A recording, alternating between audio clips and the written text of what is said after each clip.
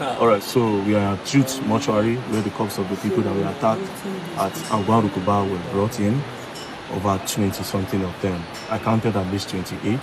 So at least 29 persons were brought in here. So the government said they are not going to be doing a mass burial, that they will be burying them individually to give them the respect. I saw pregnant women.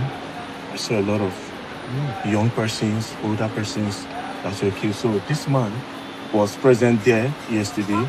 So he's going to give us an account of what happened. So my brother, please, in details, please read this out.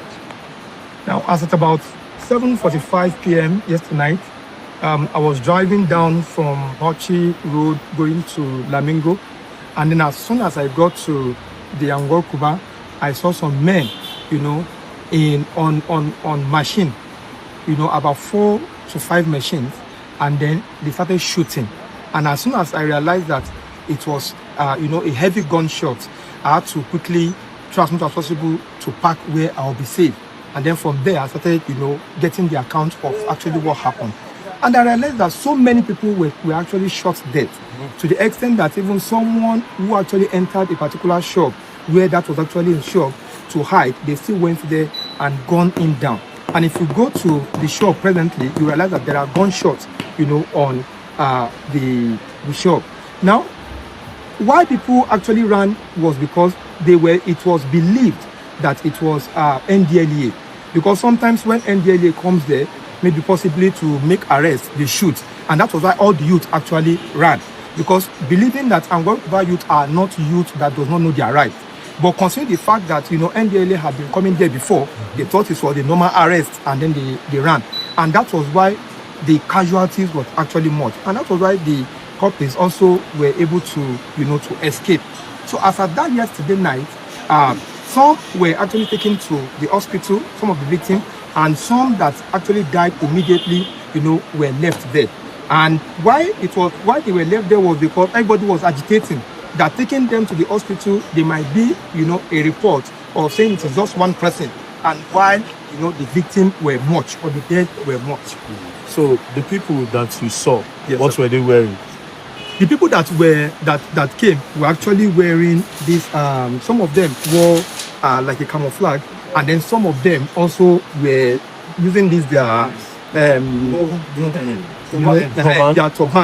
And some of them, one of them was actually shouting, "Is it Andro, something like that?" NDLA.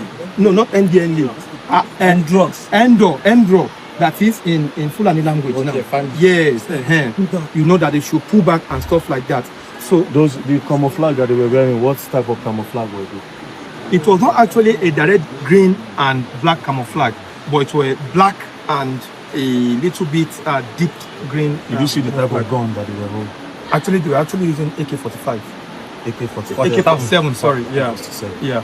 And that was why, if you go to, why I said so, is because if you go to the scene where I said they actually entered the shop and gunned down, you realize that there is even a gunshot, on the wall. So if it were a normal gun, the gun will not penetrate and even give a hole to the door, because the door is actually a steel wall, not actually the people I saw. Yes.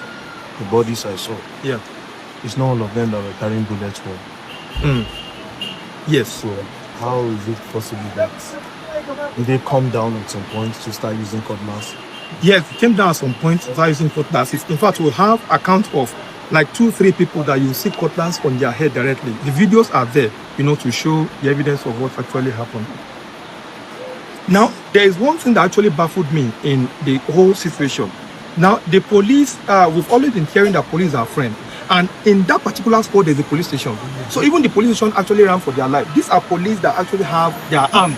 So we believe that they should have, in one way or the other, even if they were unable to arrest, at least they should have a contact or gunshot. But even they themselves had to close down the listen and they ran away. So it means that our security is on question mark in this country.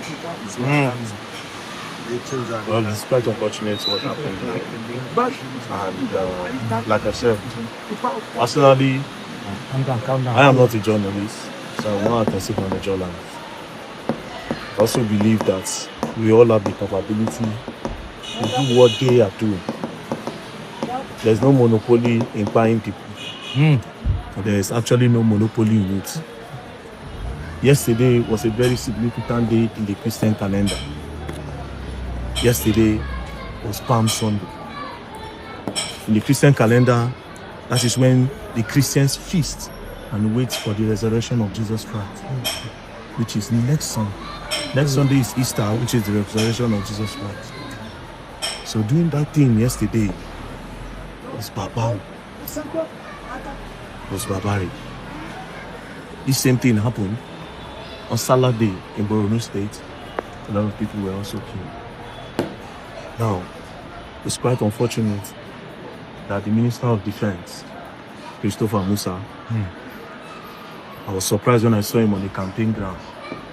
That the Minister of Defense was supposed to be strategizing with the amount of insecurity we have in Nigeria. We are campaigning. That is the most craziest thing. I lost hope. I watched an interview from the minister, from the Chief of Army Staff, I think. He was saying that they can't be killing the terrorists because just the way he said it, he said like a prodigal son, that they can come back home and they will be forgiven.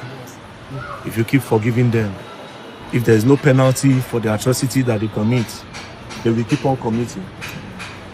So what do we do? My advice to Nigerians and the people of Okuba: do not let this repeat itself.